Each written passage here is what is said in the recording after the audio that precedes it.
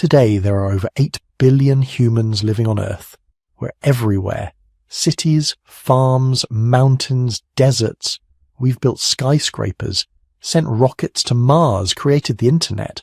We dominate this planet like no species ever has. But rewind the clock 70,000 years, and the picture would have been terrifyingly different.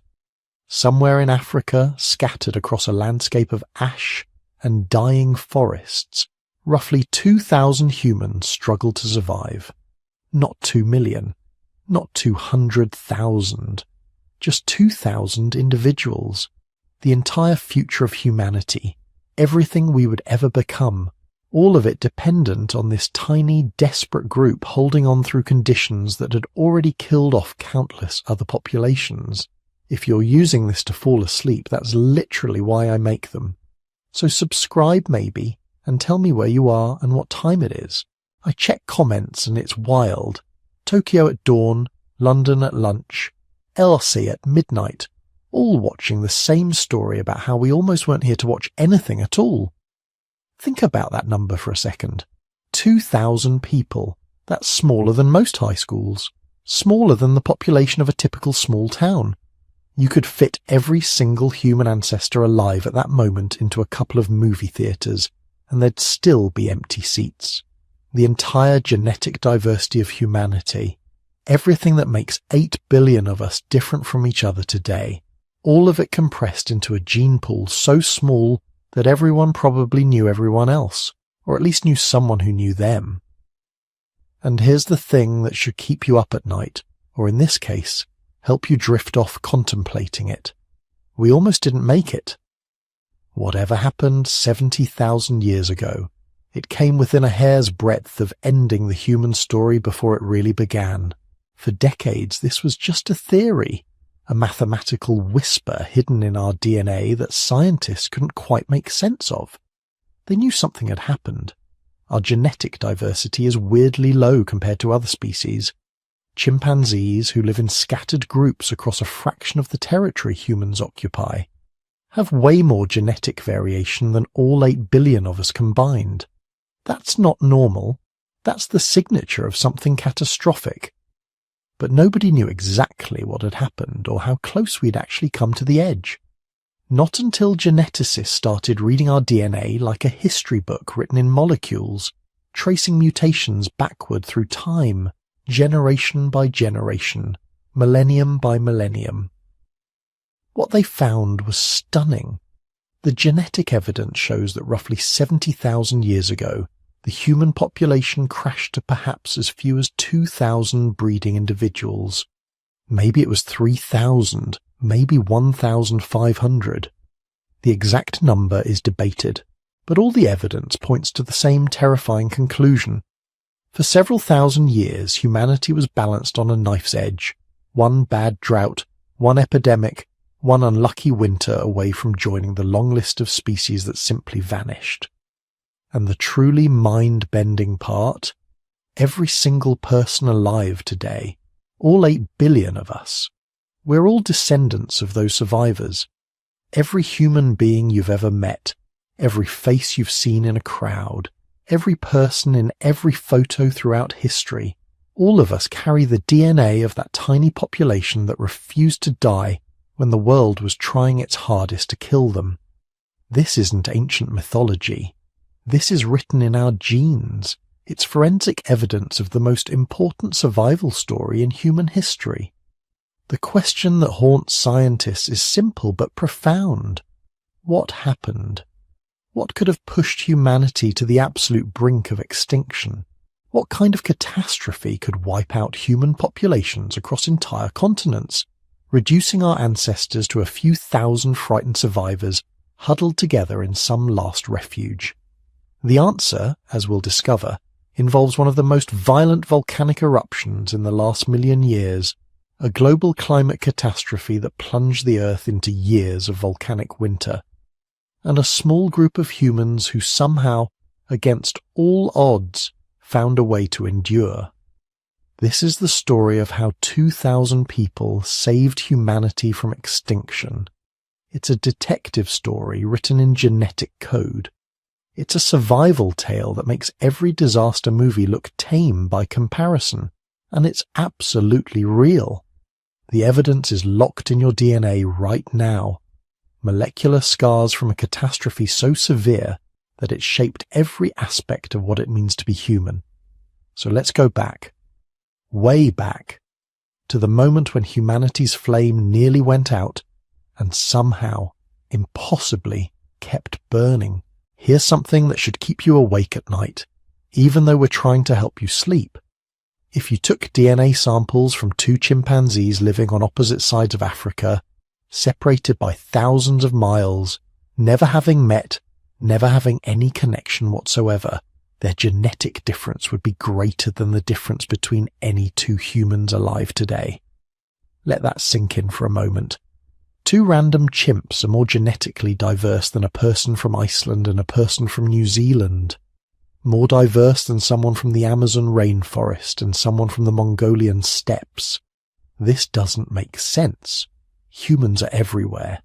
We've spread across every continent, adapted to every climate from Arctic tundra to tropical rainforest. We should be incredibly diverse. We should show massive genetic variation between populations, but we don't. For decades, this puzzle haunted geneticists. Why were humans so genetically similar? The answer, when it finally came, was terrifying. We're all closely related because we nearly went extinct. All of us, every human alive today, descends from a tiny population that survived when everyone else died. The discovery started in the 1980s, when scientists began analyzing mitochondrial DNA. This is genetic material that passes from mothers to children, unchanged except for rare mutations. By counting these mutations, geneticists can work backward through time, building family trees that span millennia. What they found was shocking. When they traced all human mitochondrial DNA back to its source, everything converged on a single woman who lived in Africa sometime between 150,000 and 200,000 years ago. The media called her Mitochondrial Eve, though that's misleading. She wasn't the only woman alive at the time, but she was the only woman whose maternal line survived to the present day. Then came the Y chromosome studies. This genetic material passes from fathers to sons, creating another kind of family tree. The results were even more disturbing. All human Y chromosomes trace back to a single man, Y chromosomal Adam, who lived sometime between 200,000 and 300,000 years ago. Again, he wasn't the only man alive, but he was the only man whose paternal line didn't go extinct. These findings told geneticists something profound. At some point in our past, the human population had crashed so catastrophically that only a tiny fraction of lineages survived. This is what scientists call a genetic bottleneck. When a population crashes, it doesn't just lose numbers, it loses genetic diversity. Imagine you have a bag containing 1,000 different coloured marbles. Now imagine you reach in and pull out just 10 marbles at random. Those 10 marbles don't represent the full diversity of what was in the bag. Lots of colours just got eliminated. That's what happened to humanity. But mitochondrial and Y chromosome data only told part of the story. They track single lineages, maternal and paternal lines. To understand the full picture, geneticists needed to analyse the entire genome, all the DNA that makes us who we are. When they did, starting in the early 2000s with increasingly sophisticated genetic sequencing technology, the evidence became overwhelming. Humans had gone through not just one bottleneck, but possibly several. And one of them was devastating. The genetic signatures are everywhere once you know how to look. One of the clearest markers is something called linkage disequilibrium. In normal populations, genetic variants get shuffled and recombined every generation through sexual reproduction. Over time, this creates a random distribution of traits. But in bottlenecked populations, this shuffling process gets interrupted. Genetic variants that happen to be present in the survivors stay linked together for thousands of generations. creating patterns that persist to the present day. Human DNA is full of these patterns, fossil evidence of ancient population crashes written in our genes. Another signature is in our mutation load. Every human carries dozens of slightly harmful genetic mutations. In large populations, natural selection efficiently removes these mutations over time. But in small populations, random chance becomes more important than selection. Harmful mutations can spread just because they happen to be in the survivors, not because they provide any advantage. The number and distribution of harmful mutations in human DNA suggests we spent a very long time as a very small population, small enough that random genetic drift overwhelmed natural selection. Then there's the famous chromosome 2 fusion. Humans have 23 pairs of chromosomes. Our closest relatives, chimpanzees and gorillas, have 24 pairs. Somewhere in our evolutionary past, 2 chromosomes fused together, and this fusion became fixed in the entire human population. For that to happen, the population carrying the fusion had to be extremely small. In a large, diverse population, a major chromosomal change like this would be unlikely to spread. But in a tiny bottlenecked population, it could become universal within a few generations. By the 2010s, geneticists had developed sophisticated computational models that could analyze these signatures and estimate ancient population sizes. The results were remarkably consistent across different research groups using different methods. Sometime between 50,000 and 100,000 years ago, possibly around 70,000 years ago, the effective breeding population of humans dropped to somewhere between 1,000 and 10,000 individuals. Some studies suggested numbers as low as 2,000. A few argued for populations under 1,000. Now, effective breeding population is important to understand. It doesn't mean the total number of humans alive. It means the number of individuals actually reproducing and passing on genes to the next generation. In any population, some people die before reproducing. Some are too young or too old to have children. Some are infertile. The effective population is always smaller than the total population, sometimes much smaller. So if the effective breeding population was 2,000, the actual number of living humans might have been 5,000, maybe 10,000. But that's still terrifyingly small. Think about it this way. There are more people in a large shopping mall on a Saturday afternoon than there were humans on the entire planet during the bottleneck. The whole species could have fit into a modern sports stadium with room to spare. For a species that now numbers 8 billion, that's almost incomprehensible. But the debate among geneticists wasn't over. Some researchers questioned whether the genetic evidence really showed a single catastrophic bottleneck or a longer period of small population size. Others suggested the apparent bottleneck might reflect population structure rather than actual size. Maybe humans were divided into small isolated groups that rarely interbred, creating genetic patterns that looked like a bottleneck, even though the total population was larger. These debates continue. Science rarely offers absolute certainty, especially when reconstructing events that happened tens of thousands of years ago. But the core finding remains solid. At some point in our past, humans came terrifyingly close to extinction. Our genetic diversity crashed, and we've never fully recovered. Every person alive today carries the genetic signature of that ancient near-death experience. It's written in our DNA, an invisible scar from a catastrophe so severe that only the tiniest fraction of our ancestors survived. The question that haunted researchers next was simple but crucial. What caused it? What could have driven humanity to the very edge of extinction? The answer, when it came, pointed to an event so catastrophic that it nearly ended human history before it really began. Picture the Indonesian island of Sumatra, 74,000 years ago. The sun rises over a landscape of tropical forests, rivers teeming with fish, and a massive lake surrounded by volcanic peaks. Your distant ancestors might have lived hundreds or thousands of miles away, but what's about to happen here will determine whether they survive or join the countless extinct species that came before them. Deep beneath that lake, something has been building for thousands of years. Magma, superheated rock under unimaginable pressure, has been accumulating in a chamber the size of a small mountain. The Earth's crust above it is weakening, fracturing, ready to give way. Then, one morning, it happens. The explosion is beyond anything in human experience. Not just bigger than any volcanic eruption you've seen in documentaries, bigger than anything that's happened in the last 2 million years of Earth's history. Mount Toba doesn't just erupt, it tears itself apart. Within hours, maybe minutes, 2,800 cubic kilometers of rock, ash and magma are blasted into the atmosphere.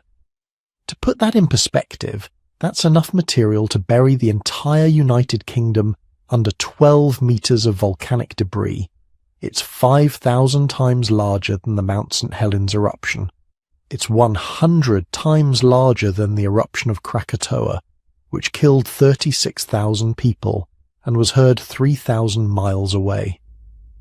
The sound of Toba's eruption probably travelled around the entire planet, multiple times.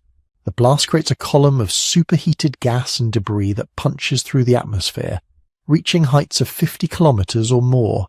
That's 3 times higher than commercial jets fly.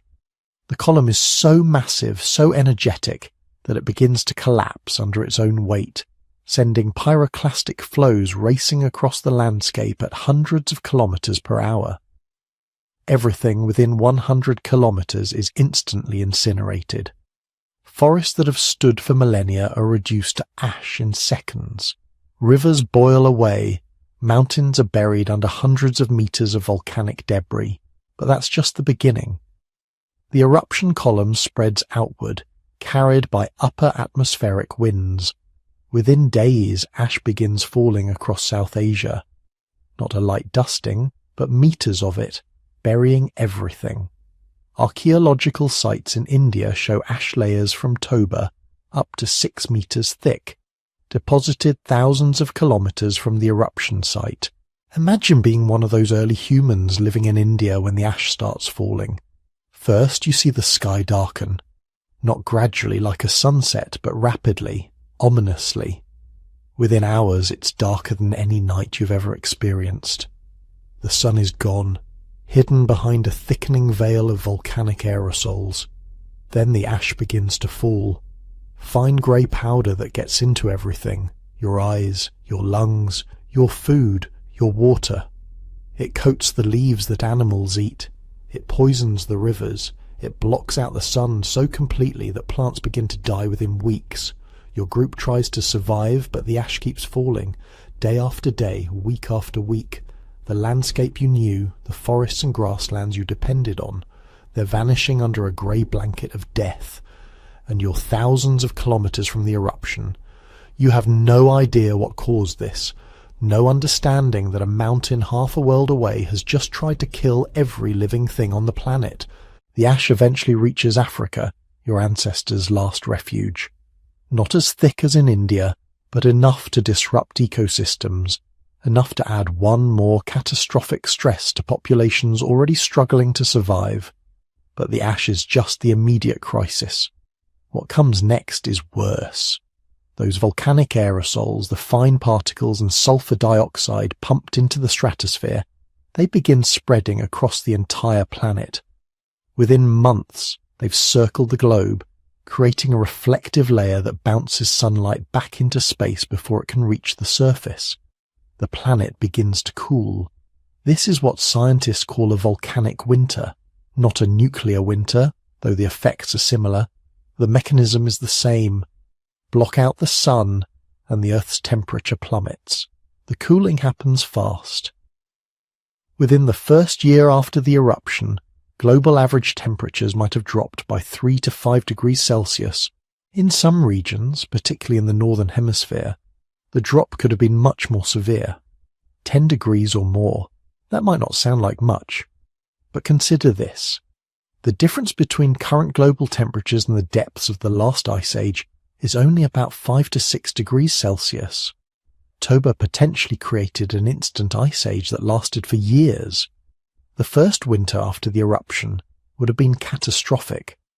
Growing seasons shortened dramatically or disappeared entirely. In higher latitudes, snow that fell in autumn didn't melt in spring. It just kept accumulating year after year, building ice sheets that wouldn't fully retreat for millennia. In the tropics, where your ancestors were struggling to survive, the effects were different but equally devastating. Rainfall patterns collapsed. The monsoons that brought life-giving rains to Africa and Asia weakened or failed entirely. Rivers shrank to trickles. Lakes dried up. The grasslands that had been slowly recovering from the longer climate crisis began dying again. For 6 to 10 years, maybe longer, the sun was a dim disk barely visible through the haze. Temperatures remained below normal. Plants that needed sunlight to photosynthesize struggled or died. The animals that depended on those plants starved. The predators that depended on those animals starved. And the humans who depended on the entire ecosystem, they were pushed to the absolute edge of extinction. The evidence for this catastrophe is written in multiple independent records. Ice cores from Greenland show a sharp spike in sulfate deposits right around 74,000 years ago, the chemical signature of massive volcanic eruption. Ocean sediment cores from the Indian Ocean contain thick layers of Toba ash, precisely dated and chemically fingerprinted to the eruption. Most tellingly, some researchers point to genetic evidence. Remember that population bottleneck we discussed earlier? Some scientists argue that it coincides almost perfectly with the Toba eruption. They suggest that the volcanic winter was the final catastrophic blow to human populations, already weakened by long-term climate deterioration. The theory goes like this.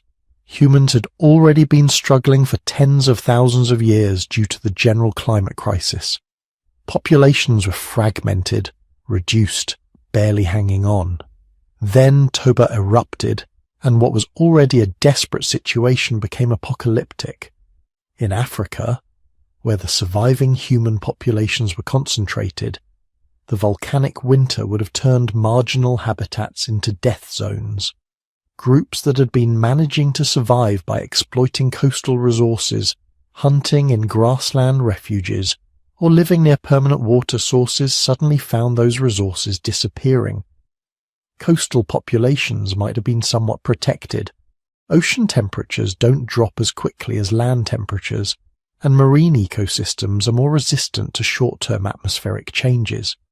If you were living near the coast, eating shellfish, catching fish, you might have had a better chance than inland groups. But even coastal survival would have been brutally difficult. With temperatures dropping and rainfall failing, even the most resilient ecosystems would have been stressed. Competition for remaining resources would have intensified. Groups that had coexisted peacefully might have been forced into conflict over dwindling food supplies. This is when the real selection happened. Not just physical survival skills, but cognitive and social abilities became critical. Groups that could innovate quickly, that could shift their diet when traditional foods disappeared, that could maintain cooperation under extreme stress, those were the groups that made it through.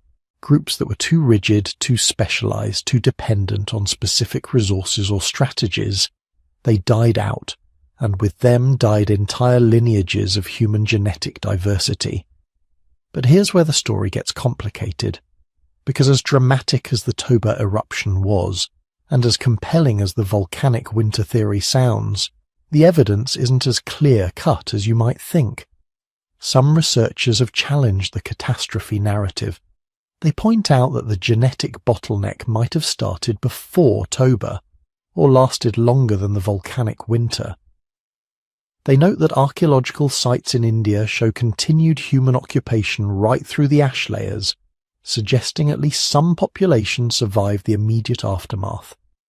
Ice core data shows the cooling, yes, but some studies suggest it was less severe or shorter lived than the most extreme estimates. Maybe 3 to 4 years of significant cooling rather than a decade or more.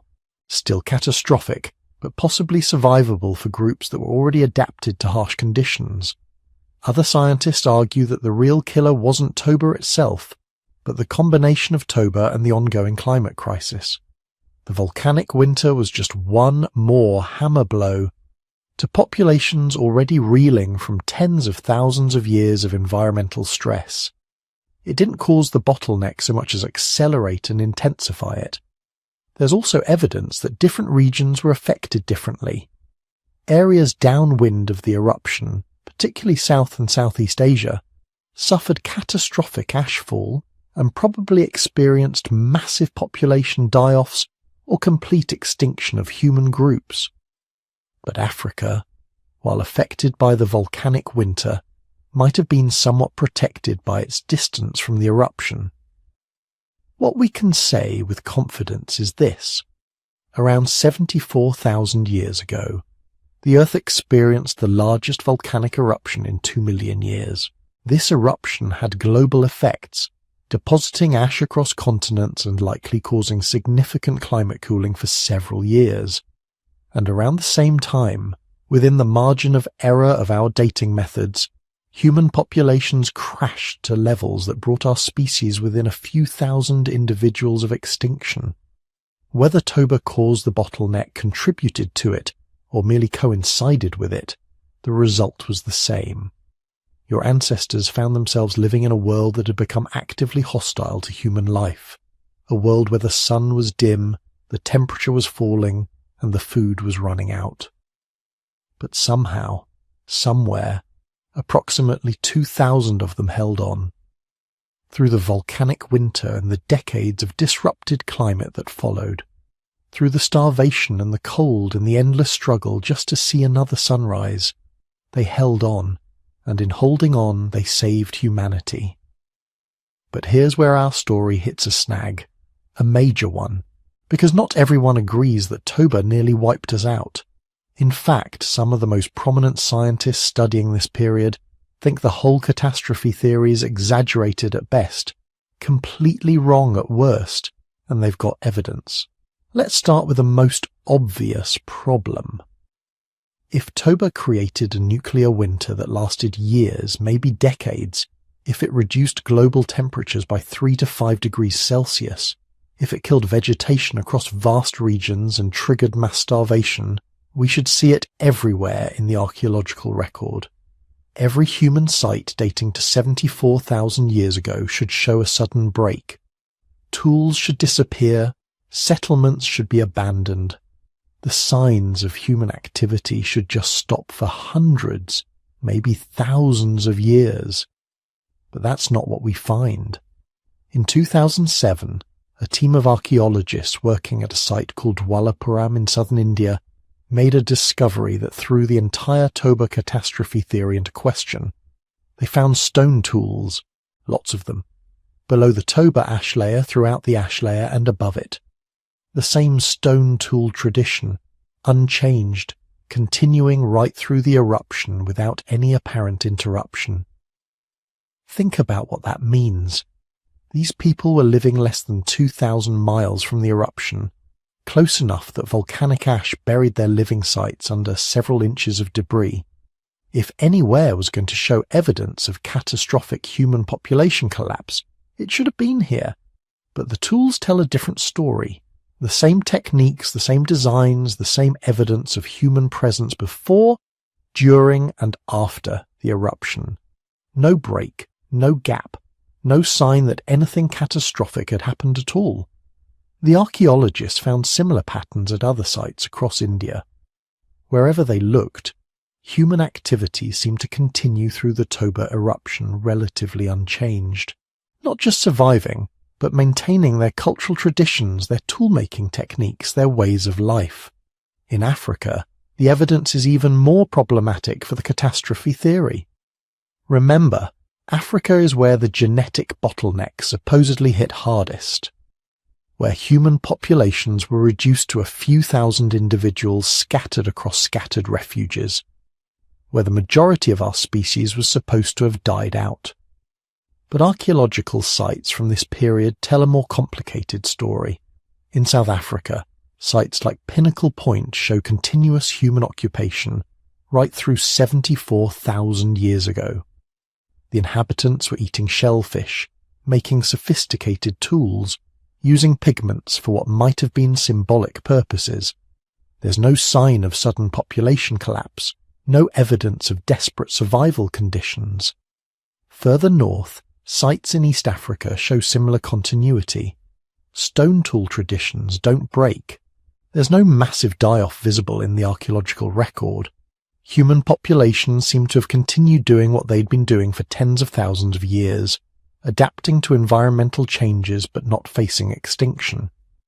Now, you might think, okay, maybe the archaeological evidence isn't complete. Maybe we're just not finding the sites where people died off. Maybe the survivors left more visible traces than the victims. Fair point. Except the climate data is starting to tell a similar story. When scientists first modelled the Toba eruption, they used relatively simple climate models. They assumed the volcanic aerosols would spread evenly through the atmosphere, blocking sunlight globally, creating a uniform cooling effect. That's how you get those terrifying estimates of 3 to 5 degrees Celsius cooling worldwide, years of volcanic winter, global vegetation collapse. But more recent climate modelling has gotten a lot more sophisticated. Scientists can now account for wind patterns, ocean currents, regional variations in how aerosols spread and settle. And these new models paint a very different picture. Yes, Toba was catastrophic. No question.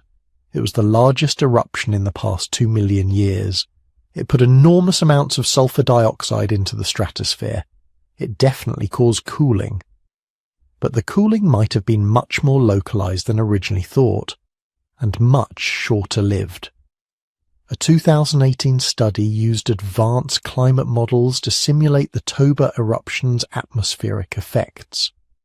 Their results suggested that while regions near the eruption site would have experienced severe cooling, possibly lasting several years, areas farther away, including much of Africa, might have seen temperature drops of only 1 to 2 degrees Celsius, lasting just a couple of years. That's still significant. It would definitely stress human populations, but it's not apocalyptic.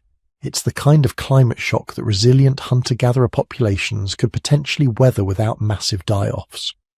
Other studies have looked at ice core data and lake sediment records from around 74,000 years ago. They're searching for evidence of the prolonged global cooling that should have followed Toba, and they're not finding it. Some records show brief cooling, but nothing like the decade-long volcanic winter some theories predicted. So if Toba wasn't the apocalyptic disaster we thought, where did the genetic bottleneck come from? Because remember, the genetic evidence is solid. Human genetic diversity really did crash around this time. We really do show signs of a severe population reduction, just maybe not from a volcano. Enter the alternative explanations, and there are several, each supported by different lines of evidence. The first possibility is disease. Modern humans were expanding their range around 100,000 to 50,000 years ago, moving into new territories, encountering new pathogens. Every time a population expands into previously uninhabited regions, they face disease risks. Novel viruses, bacteria, parasites that local fauna have adapted to but newcomers haven't. We've seen this pattern throughout history. European colonizers bringing smallpox to the Americas, the Black Death sweeping through medieval populations that had no immunity, HIV jumping from apes to humans and becoming pandemic. Ancient humans would have faced similar risks. A novel pathogen emerging in one population could have spread through the trading networks, connecting human groups across Africa and beyond. In small, isolated populations, a virulent disease could be devastating. Mortality rates of 50%, 60%, even higher in some groups. The thing about disease bottlenecks is they can be extremely severe but leave almost no archaeological trace. People don't die in ways that fossilize. Settlements might be abandoned, but the structures and tools remain. Years later, survivors or new migrants move in, and life continues, looking archaeologically continuous even though the population has been devastated. The genetic signature would be identical to what we see. Severe reduction in population size followed by expansion and recovery. Disease is actually one of the most common causes of population bottlenecks in animal species. Why not humans? The second alternative is competition, not between humans and other species, but between different human groups. Remember, 100,000 years ago, Africa hosted multiple hominin species. Homo sapiens, yes, but also late surviving populations of Homo heidelbergensis, possibly others we haven't discovered yet. These groups would have been competing for the same resources, the same water sources, the same hunting territories, the same tool-making materials. And when resources become scarce, competition turns violent. There's increasing evidence that early human populations engaged in warfare and intergroup violence. Skeletal remains showing signs of violent death. Mass graves suggesting organized conflicts. The capacity for large-scale violence seems to be ancient, part of our species from very early on. A period of intense intergroup competition, possibly triggered by climate stress less dramatic than Toba, but still significant, could have reduced populations severely, especially if one group developed technological or organizational advantages that let them dominate rivals. The winners expand, the losers disappear, and the genetic record shows a bottleneck. The third possibility is the most challenging to test, but perhaps the most intriguing. What if there wasn't a single bottleneck at all? What if human populations went through a long, gradual decline over tens of thousands of years, punctuated by multiple smaller crises? The genetic evidence for the bottleneck has error bars. When scientists say it happened around 900,000 to 600,000 years ago in the older bottleneck, or 74,000 years ago in the Toba scenario, they're giving their best estimate. But those estimates have ranges of uncertainty, measured in thousands, sometimes tens of thousands of years. What if human populations were low for a very long time, gradually declining as Africa went through repeated climate oscillations? What if we faced not one catastrophe, but dozens, each one reducing populations a little more, each one selecting for survival traits, until finally populations stabilized at a new, much smaller size? This model would explain why the archaeological record doesn't show a single dramatic break. There wouldn't be one, just a gradual thinning out of sites, fewer and fewer humans leaving traces until you reach the bottleneck minimum, then a gradual expansion again. Some geneticists actually favor this interpretation. They argue that the genetic data is consistent with either a single sharp bottleneck or a prolonged period of low population. We assume a single catastrophe because it makes for a better story. But evolution doesn't always work through sudden dramatic events.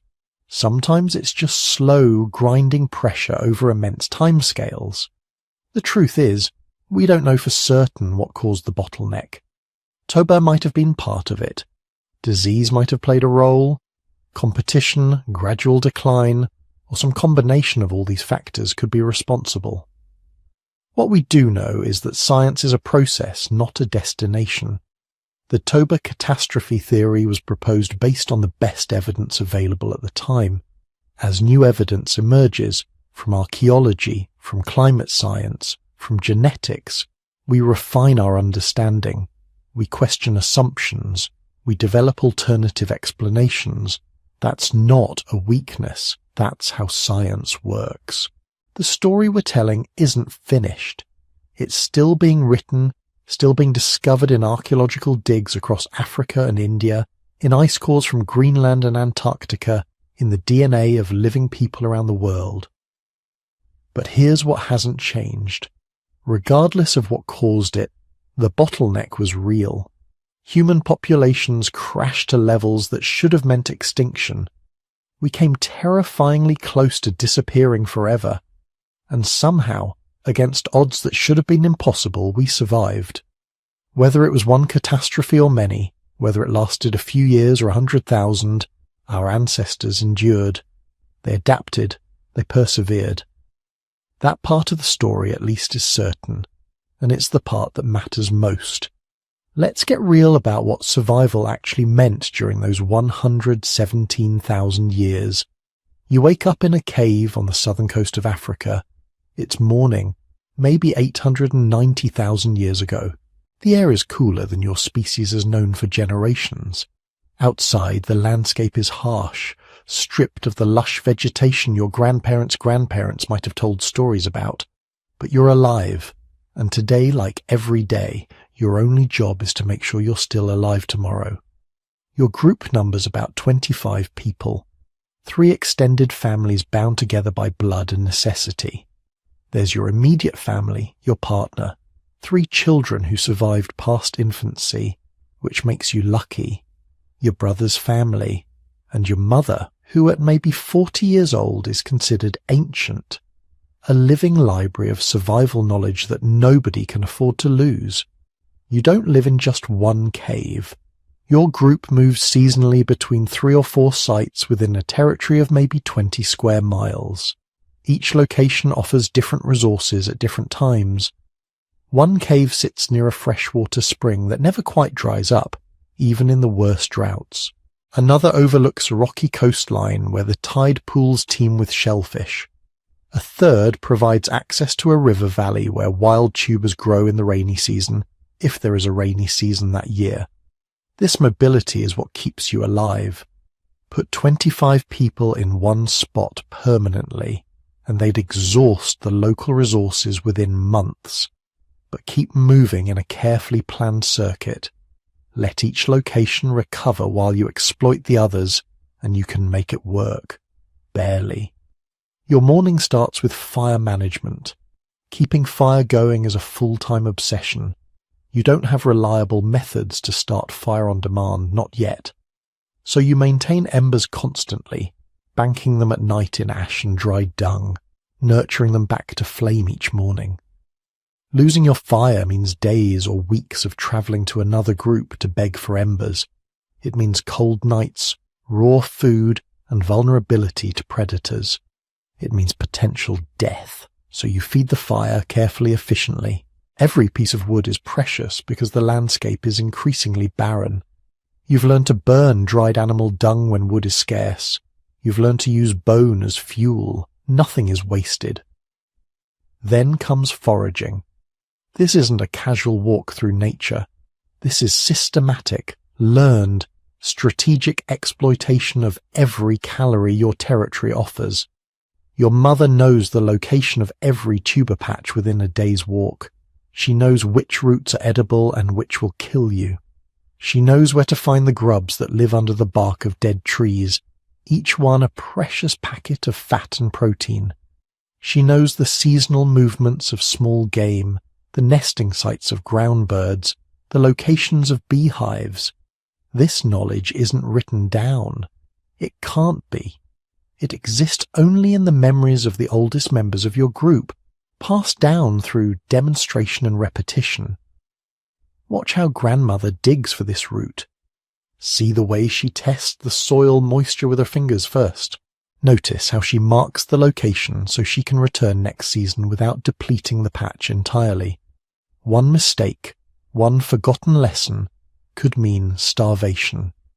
The women and children do most of the gathering, not because of some prehistoric gender roles exactly, but because it's efficient.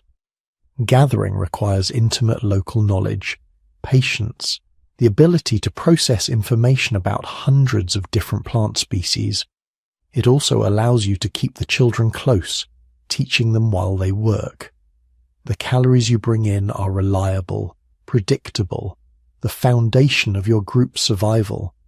The men typically focus on hunting, though everyone does everything when necessary. But hunting during the bottleneck isn't the dramatic big game stalking you might imagine. The vast herds that once roamed Africa are gone, died out or migrated to regions you can't reach. What's left are small animals, opportunistic targets. You're not apex predators, you're survivors. You hunt small antelope when you can corner them in ravines. You trap rock hyrax, rabbit-sized mammals that den in cliff faces. You steal kills from smaller predators when the opportunity arises, using your numbers and your fire-hardened spears to chase off wildcats or jackals. Sometimes you're successful, often you're not. The hunting provides crucial protein and fat, but it's irregular, feast or famine. But there's one resource that's changed everything for your particular group. The ocean. Your cave overlooks a rocky stretch of coastline where the cold Benguela current upwells, bringing nutrients that support an explosion of marine life. The tide pools here are reliable in a way terrestrial resources aren't. Twice a day the ocean delivers food to you. Limpets clinging to rocks, mussels in dense beds, sea snails, occasionally octopus trapped in shallow pools at low tide, even seaweed, rich in iodine and other micronutrients. This is why your group has survived when others haven't. The coast provides a buffer against the worst of the inland droughts. When the terrestrial resources fail completely, when the tubers won't grow and the game disappears, you can always fall back on the tide pools. It's not glamorous food. Shellfish are small, time-consuming to gather, tedious to process. But they're there, reliable, constant. Archaeological sites along the South African coast from this period show massive shell middens, piles of discarded shells meters deep. Evidence that humans huddled along these coastlines for thousands of years, eating unglamorous seafood while waiting for the world inland to become livable again. Your ancestors were among them. The daily routine of shellfish gathering becomes almost meditative. You wade into tide pools at low tide, feeling with your feet for the distinctive shape of mussels. You pry limpets from rocks with a stone wedge, the same motion thousands of times until your fingers ache. Back at the cave, you roast them over the fire until the shells open. The meat inside is small, but it adds up. 100 shellfish. 200. Enough to fill bellies, keep children growing, maintain the strength needed to survive another day. But survival is about more than just calories. It's about maintaining the social bonds that keep your group functioning. 25 people living in close quarters for 117,000 years. That's a pressure cooker for conflict. Arguments over food distribution, disagreements about when to move camp, tensions over mating, childcare, status within the group. Your people have developed mechanisms to manage this, elaborate food-sharing customs that ensure everyone gets fed, not equally necessarily, but predictably. The best hunters get larger portions, but they're also expected to share. Children and pregnant women get priority. The elderly, like your mother, earn their share through their knowledge, their teaching, their role as living repositories of survival information. You have rituals too, simple ones, but important. Gathering round the fire at night to share stories. Not grand epics yet, but accounts of the day's foraging. News from other groups encountered during seasonal movements. Warnings about dangerous animals or places where water was found. These fireside gatherings serve multiple purposes. They distribute vital survival information. They reinforce group bonds. They teach children the knowledge they'll need to survive. And there's art, or something like it. Ochre pigments ground and mixed with fat, used to decorate bodies during significant occasions. A successful hunt. A child's first gathering expedition. Perhaps funerary practices for the dead, though evidence is scarce. These aren't elaborate rituals, but they're the beginnings of symbolic thinking, the human impulse to mark meaningful moments, to create meaning in a world that seems determined to destroy you. The psychological burden of this existence is almost impossible for us to imagine. You watch children die regularly. Infant mortality is probably 50% or higher. Starvation, disease, accidents, predation. You lose siblings, cousins, friends. Some seasons are better than others, but bad seasons are brutally bad. Watching your child starve slowly because there simply isn't enough food. Making impossible choices about who gets the limited calories available, yet you persist. Something in the human spirit, some fundamental stubborn refusal to give up, keeps you going. Maybe it's the fire, that tangible symbol that you can shape your environment, that you're not helpless. Maybe it's the knowledge your mother shares, proof that others have survived before, and so can you. Maybe it's simply the biological imperative, the deep genetic drive to survive and reproduce no matter what. Other groups are out there, you know. Occasionally you encounter them during seasonal movements, sometimes peacefully, trading information about water sources or food locations, possibly exchanging marriage partners, though the demographics of extinction make this complicated. With so few humans total, every group needs to maintain connections with others to avoid inbreeding. But encounters can also be tense. When resources are desperately scarce, neighbouring groups become competitors, threats. There's archaeological evidence of violence from this period, skeletal remains showing healed fractures consistent with interpersonal conflict. Not war exactly, but certainly disputes that turned physical. Territories are defended, intrusions are resisted. Despite the hardship, despite the constant proximity to death, life has moments of something almost like normalcy. Children play in tide pools, learning to forage while chasing crabs. Adults laugh at shared jokes, take pleasure in a particularly successful gathering day. Couples bond over shared survival tasks. Your mother tells stories while showing your daughter which plants are safe. This is life on the brink, not heroic, not dramatic in the moment, just the grinding, relentless work of survival. Day after day, generation after generation, for 117,000 years. You don't know you're part of a genetic bottleneck. You don't know your descendants will inherit the earth. You just know that today you found enough shellfish to feed your family, that the fire is still burning, that everyone survived another night, and tomorrow you'll do it all again. Here's where the story gets strange, almost suspiciously well-timed. Remember, your ancestors were pushed to the absolute brink between 930,000 and 813,000 years ago. 117,000 years of barely hanging on, scattered groups struggling just to see another sunrise. But somewhere in that desperate scramble for survival, something happened. Something that would change everything about what it means to be human. Because right around the time of the bottleneck, maybe during it, maybe just after, human cognition took a leap that scientists still struggle to fully explain. We call it the cognitive revolution, or the emergence of behavioral modernity, which is academic speak for the time when humans started thinking like us instead of like clever apes. The timing isn't exact. Archaeological dating from this far back has margins of error measured in tens of thousands of years. But the correlation is striking enough that researchers can't ignore it. The bottleneck happens, human populations crash. Survival becomes a daily knife-edge calculation. And right around then, or maybe shortly after, humans start doing things they'd never done before. Things that require abstract thinking, symbolic reasoning, planning multiple steps into the future. Coincidence? Maybe. But there's another possibility, one that's both darker and more hopeful. What if the crisis created us?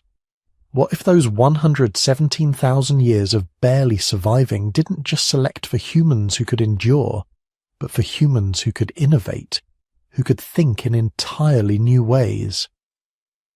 The evidence starts showing up in caves, which makes sense because caves are where desperate people go when the world outside becomes unlivable. and caves, thankfully for us, preserve things. Tools, bones, pigments, the residue of human presence that would wash away or decay anywhere else. One of the most important discoveries comes from Blombus Cave on the southern coast of South Africa. It's not much to look at from outside, just another limestone cave overlooking the ocean. But inside, archaeologists found something extraordinary. Evidence of human creativity dating back between 70,000 and 100,000 years ago, right in the window when the bottleneck was either ending or recently concluded.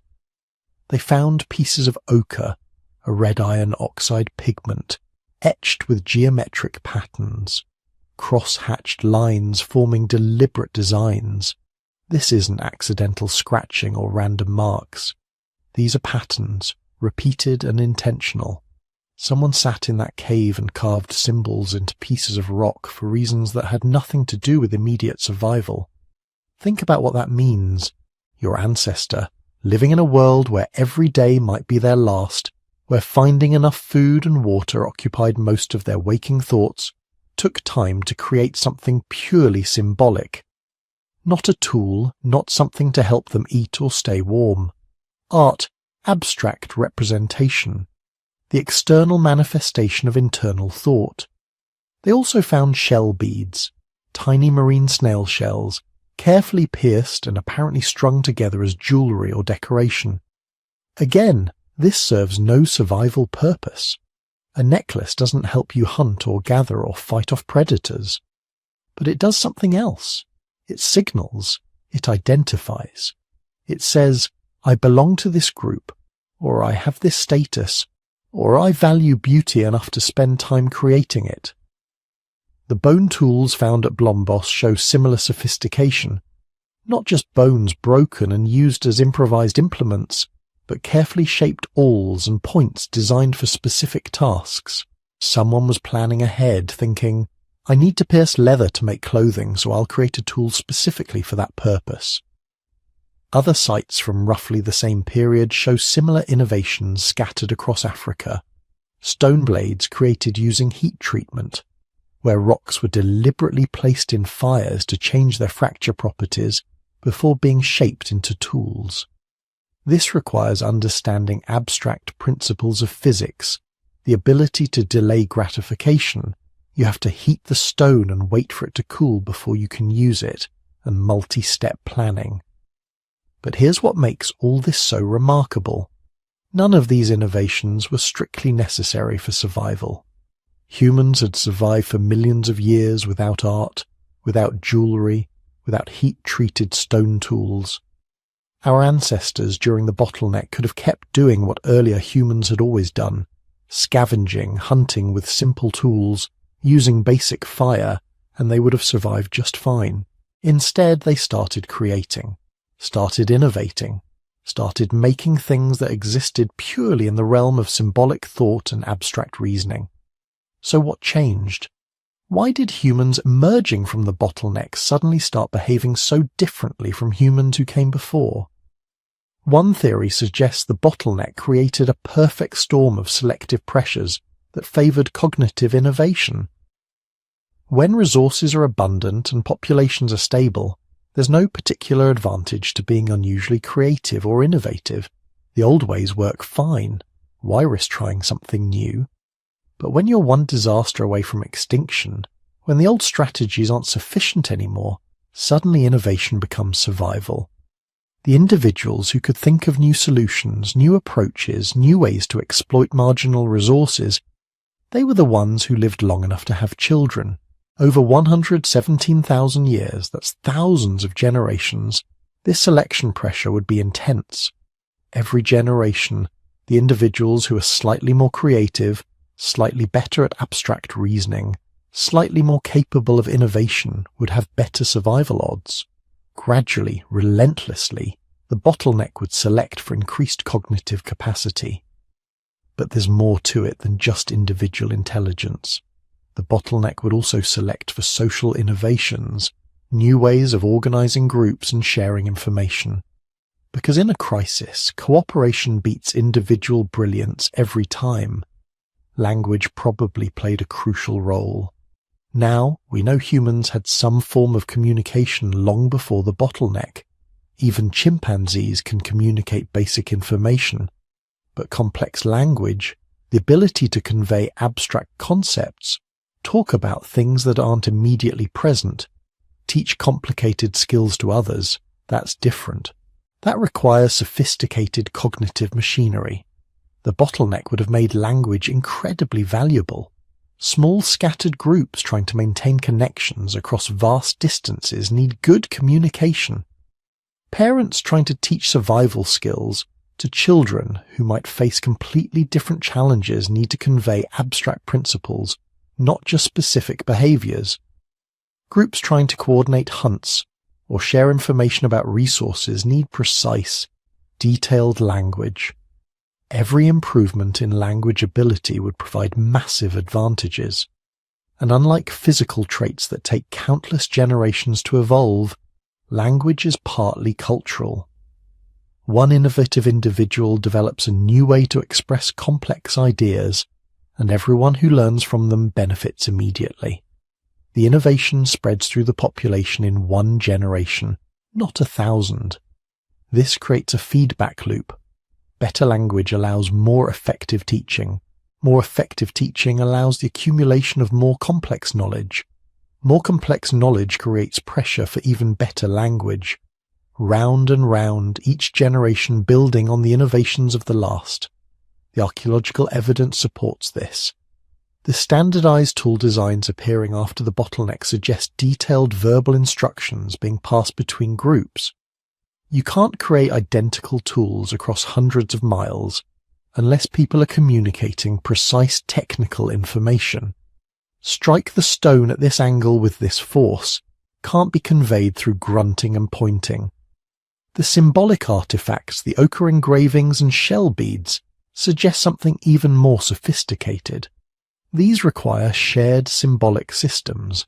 Everyone in your group has to agree that these marks mean something, that these beads signify something. That's culture. That's abstract reasoning expressed through material objects. Some researchers think the crisis might have even changed human social structures in ways that promoted innovation. Small groups under extreme stress can't afford rigid hierarchies or authoritarian leadership. When conditions change unpredictably, you need every member of the group capable of making decisions, adapting, innovating. The groups that survived might have been the ones that developed more egalitarian structures, where knowledge was shared widely and new ideas were valued regardless of who thought of them. This would explain why behavioral modernity appears relatively suddenly in the archaeological record. It's not that humans suddenly got smarter on an individual level. It's that they developed social and cultural systems that allowed innovation to flourish and spread rapidly. Of course, not everyone agrees with this interpretation. Some researchers think the cognitive revolution had nothing to do with the bottleneck. They point out that the timing isn't perfect. Some evidence of symbolic behavior appears before the bottleneck. Other evidence appears much later. Maybe the correlation is just coincidence. Others argue that behavioral modernity developed gradually over hundreds of thousands of years, and we only see it suddenly appearing in the archaeological record because older sites haven't preserved the evidence. Maybe early humans were just as cognitively sophisticated as their descendants, but they expressed it in ways that didn't leave lasting traces. Fair points, both of them. We're talking about events nearly 1 million years ago. The evidence is fragmentary, the dating is uncertain, and we're trying to infer complex cognitive processes from a few stone tools and pieces of carved ochre. But here's what we do know. Something changed around the time of the bottleneck. Humans coming out of that crisis were different from humans going in. They had new tools, new social structures, new ways of thinking about and interacting with the world.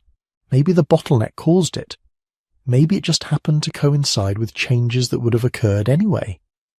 But there's something compelling about the idea that our ancestors' greatest crisis created our species' greatest strengths, that the same forces that nearly destroyed humanity also forged the cognitive tools we would eventually use to dominate the planet. Because those tools, abstract thinking, symbolic reasoning, complex language, innovative problem solving, those are what separate us from every other species on Earth. Those are what allowed a small population of African survivors to eventually spread across every continent, adapt to every environment, and build civilizations that would have seemed like magic to our bottleneck ancestors. We are the descendants of survivors, but maybe more importantly, we're the descendants of innovators, people who faced impossible odds and responded not just by enduring, but by creating entirely new ways of being human. The first thing you would have noticed is the silence beginning to lift. For generations, the soundtrack of the world had been scarcity, empty valleys, dry riverbeds, winds blowing over places where nothing moved but dust. Your ancestors had learned to read that silence like a warning. No grass meant no antelope, no birdsong meant no water meant people died. But then, very slowly, almost too slowly for any single person to notice, the pattern began to shift. Rains that used to fail 3 years out of 4 started coming every other year, then most years. Tiny trickles in old stream beds grew into seasonal creeks. Patches of tough, scrubby grass spread into thin, wavering sheets of green. Insects returned, then small animals, then larger herds, cautious at first, then bolder as the seasons stabilized. If you had been a child in one of those bands, one of maybe 20, 30 people, you would not have known you were living at the turning point of your species. All you would have seen was that the elders didn't look quite as worried every time the clouds gathered, that there was meat a little more often, that desperate arguments over a single carcass became less frequent, that sometimes there was enough to share. This is what recovery looks like in deep time, not a sudden miracle, not a clean break between catastrophe and abundance, just a long, slow easing of the strangling hand around humanity's throat. Over thousands of years, those tiny improvements added up. A slightly better survival rate for children here, a few fewer deaths from starvation there, a woman who lived long enough to have one more child than her mother, a man who survived one more bad season than his grandfather. Small numbers, but stretched across hundreds of generations, they became an avalanche. Population geneticists reading our DNA today see the shadow of that shift. For a very long time after the bottleneck, the genetic signal says tiny, isolated, barely hanging on. Then, roughly between 60,000 and 50,000 years ago, the picture changes. The effective population size, that genetic stand-in for how many breeding adults there were, starts climbing. Not explosively at first, just steadily, like a campfire being coaxed from glowing coals into visible flame. Your ancestors were still few by modern standards, maybe tens of thousands across the whole of Africa, scattered, cautious, always one bad decade away from disaster. But compared to the mere thousands who had once carried all of human possibility, this was a recovery boom. As the world softened, those small bands began to stretch their legs. The old refugees at the places that had sheltered them through the worst of the climate crisis were becoming crowded, at least by hunter-gatherer standards. When you live entirely off wild plants and animals, you cannot tolerate dense populations, too many people in one place, and you strip the land bare. So when the land improved, there was an obvious solution. You move, not as armies, not as mass migrations in neat lines across a map. More like a slow breathing, groups fanning out along rivers that had started to run again, families following herds into new grazing territories, explorers, curious hunters, bold teenagers, restless elders, walking over one more ridge then another until they found a valley no one remembered living in. They would leave behind hearths grown familiar, trees carved with old markings, the graves of their dead. They would carry with them memories, stories, and the few pieces of physical wealth they owned. Stone tools, fire-starting kits, baskets, beads, maybe a favourite spear point worn smooth from years of use. Each new camp they built was a small wager placed against the future. Maybe the rains will be good here. Maybe the animals will return. Maybe this will be a safe place to raise children. Some of those bets failed. Bones left in caves tell the stories of groups that starved, of settlements abandoned in a hurry, but others succeeded. And when they did, the reward was room to grow. Genetically, we can see evidence of this restless spreading in the way diversity begins to reaccumulate. After the bottleneck, humans were astonishingly similar at the DNA level. Too similar. Our ancestors had been squeezed so hard that many lineages simply vanished.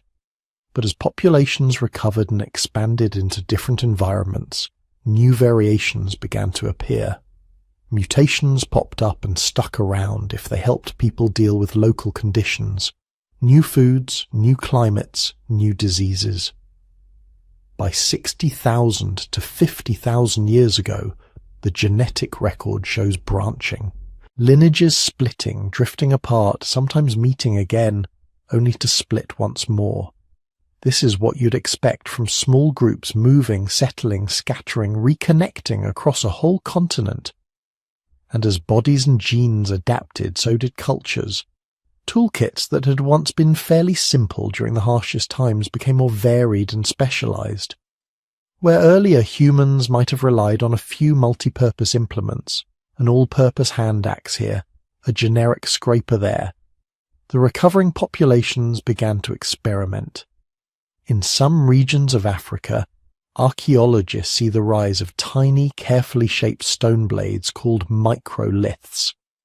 On their own, they look unimpressive, little shards of stone you could lose between your fingers. But they were designed to be combined, inset into wooden or bone shafts to make composite tools, serrated knives, barbed arrows, or multi-pointed spears. Elsewhere, people developed elegant leaf-shaped spear points. Some communities favoured long, slender blades ideal for butchering animals efficiently. Others crafted heavy-duty scrapers for processing hides into clothing, bags, or shelters. You can think of this period as the diversification of human problem-solving. Different landscapes demanded different solutions. Forest edge, open savanna, riverine wetlands, rocky highlands, each produced its own accent in stone. And yet, when you line up tools from sites separated by hundreds of miles, you start to see patterns, shared shapes, familiar techniques, echoes of the same idea. This is the archaeological fingerprint of something your ancestors were becoming very good at: sharing. Imagine two bands meeting after months or years apart. Maybe they follow the same herd's seasonal migrations. Maybe they both use the same distant obsidian source, a glittering volcanic glass that makes superb blades. They meet near a waterhole. There is caution at first, weapons kept close, children pulled behind adults. Then recognition, a familiar style of beadwork, a stone point shaped in a way that your people also use, a song half remembered from another gathering long ago. Tension dissolves into trade. You give them a beautifully prepared spear point. In return, you receive a string of shells carried from a distant coastline you've never seen. You show them a knotting technique to strengthen their snares. They show you how they smoke fish so it keeps longer on the trail. An elder tells a story about a year when the rains failed and how her people survived by eating a particular root. Someone else shares a warning about a valley where drinking from a certain spring always seems to make people sick. Knowledge moves from group to group like pollen carried on a shifting wind. Over time, this web of exchange thickens. Genetic evidence supports this picture. Instead of fully isolated inbred groups, we see signs of structured mating patterns, individuals travelling between communities, partners exchanged along kinship lines, genes moving much farther than any single person ever walked in their lifetime. Trade routes weren't just for stone and shells. They were for people too, and as groups ranged farther and curiosity tugged at human feet, one particular kind of landscape began drawing more and more attention: the coast.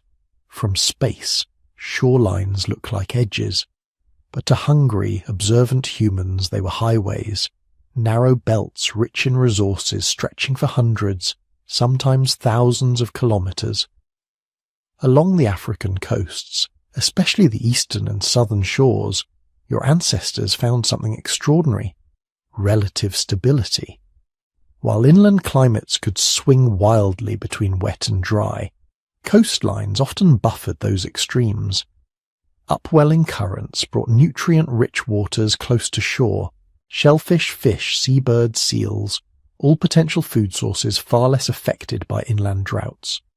Archaeological sites perched on ancient dunes and rocky headlands preserve this change in strategy. Piles of shells, oyster, mussel, limpets, build up into mounds known as middens, some stretching meters deep. Mixed into them, charcoal from repeated fires, bone fragments from fish and marine mammals, and the tools used to harvest and process them. These coastal foragers weren't just grabbing whatever washed up on the beach. They seemed to have developed systematic ways of exploiting the shore, timing visits with tides, knowing when certain shellfish were safest to eat, learning where seasonal fish runs would bring schools close enough to trap or spear. Living at the edge of land and sea may also have done something else important. It trained human minds to think in terms of routes. Walk along almost any coastline, and you have a built-in guide. Keep the ocean on your left or on your right, and you can follow it for days, weeks, months. You don't have to navigate by landmarks alone. The shore itself is the landmark. Many researchers think this is how some of the earliest long-distance expansions began. Small groups moving step by step along beaches, estuaries, mangroves, never too far from fresh water or food. No heroic leaps across empty maps. Just generation after generation pushing a little farther than the last. This coastal migration idea remains debated in its details, but it fits what we know about humans from this time. Opportunistic, curious, highly observant, reluctant to leave rich environments, but ready to move if the next bay over looks just a bit better.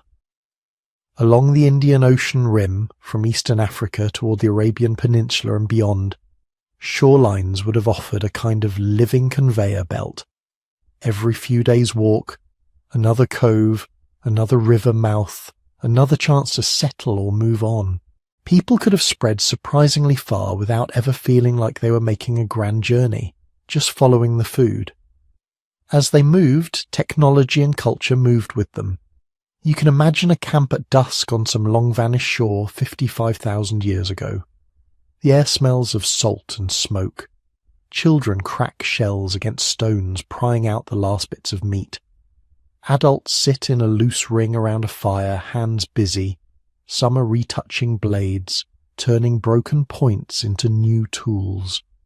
Others are threading shells, tiny, carefully pierced beads, onto plant fibers, assembling necklaces or belts. Someone tells a story, words flowing in a language no one will ever hear again, but whose descendants we still carry on our tongues. The story might be about a time of terrible hunger, when the game disappeared and rivers dried, how the ancestors fled to a far coast and learned the ways of the waves, how they survived when others did not, how certain rituals or taboos were born in those hard days. As the storyteller speaks, listeners don't just hear entertainment, they hear instructions for living, warnings, strategies, identity. Under the soft murmur of their voices lies an unbroken thread stretching back to the bottleneck. Remember what nearly destroyed us. Remember how we survived. Pass it on. And so, as populations climbed and landscapes filled, humanity didn't simply multiply in numbers. It multiplied in ways of being. Different bands developed distinct decorative styles, bead patterns, body paint, carved designs on bone and wood. Some groups favoured elaborate personal adornment, layering shells, teeth, and pigments. Others invested more heavily in hunting gear or in fine, delicate tools for processing plants. Rituals diverged. Some buried their dead with goods, others did not. Some carved abstract symbols on stones and cave walls, hints of the symbolic explosion that would later become full-blown art. From a distance of tens of thousands of years, it might be tempting to smooth all of this into a single phrase: the human recovery. But up close it wasn't a single story. It was millions of local stories braided together. Camps that succeeded and camps that failed. Inventions born in one small valley that slowly diffused across half a continent. Genetic lineages that flickered out in a single bad winter, and others that threaded their way, against all odds, into the modern world. Every time a group left behind a handprint on a rock, a cache of tools, a discarded necklace, they were leaving a message for the future, even if they didn't know it. We were here. We adapted. We endured. By the time the population began surging more dramatically, by the time we see that strong genetic signal of growth between 60,000 and 50,000 years ago, the groundwork had been laid over countless quiet generations. The meta-population web had thickened into something resilient. Knowledge flowed between communities. Trade routes stitched together inland and coast, river valley and highland, forest edge and open plain. Humanity wasn't out of danger. It never really is. But the era when a single drought could erase the entire species had passed. The slow climb back from the brink was nearly complete, and at the edges of Africa, along river mouths, across narrow straits, on beaches facing distant lands, some of your ancestors were already looking across the water, wondering what lay beyond the far horizon. Soon, a few of them would decide to find out. Picture that shoreline. It's just before dawn, somewhere along the northeastern edge of Africa, around 60,000 years ago. The air is cool, the sea is calm, and the stars are fading one by one into the slow brightening of the sky. On a low ridge above the water, a small band of humans is waking up. They look like you. If you could walk among them, you wouldn't see monsters or missing links. You'd see people. Parents stretching stiff muscles after a night on the ground. Children rubbing sleep from their eyes. Hunters checking spear points. Traders fingering beads and shells strung on cords of animal sinew. They speak a language you would never understand, but the rhythms of it would feel strangely familiar. Jokes, arguments, instructions, comforting murmurs to a crying child. And somewhere, near the edge of the camp, a few of them are looking east, across a narrow band of water, toward a land they've never seen but have heard about in stories, a land called something you and I will never know, a place across the sea. The narrow crossing between them and that unknown world is what we now call the Bab el-Mandeb Strait. It's only a few dozen kilometers wide at its narrowest point. During ice ages, when sea levels dropped, it would have been even narrower, broken by islands and shoals. On a clear day, you could probably see the faint shadow of land on the horizon. For generations, their ancestors had moved along this coast, following fish-rich shallows, gathering shellfish, exploiting mangroves and estuaries. The sea was not a barrier. It was a highway. Now, some of them are about to cross it. They don't know they're leaving Africa. They don't know they're about to start the greatest expansion in the history of their species. They just know there's land over there, and that sometimes, when game is scarce and neighbours are too close, the difference between survival and extinction is whether anyone in your band is willing to take a risk. This is the moment when out of Africa stopped being a slow drift within a continent and became a global conquest. But the strait wasn't the only path. If you pull back and look at a map, 3 main doors lead out of Africa. The first is the Nile Corridor, a long green ribbon running north from Central and Eastern Africa through deserts that would kill a careless traveller in days, all the way to the Mediterranean coast. For much of prehistory, the Nile was a lifeline, a predictable route threaded with water, plants, animals and other humans.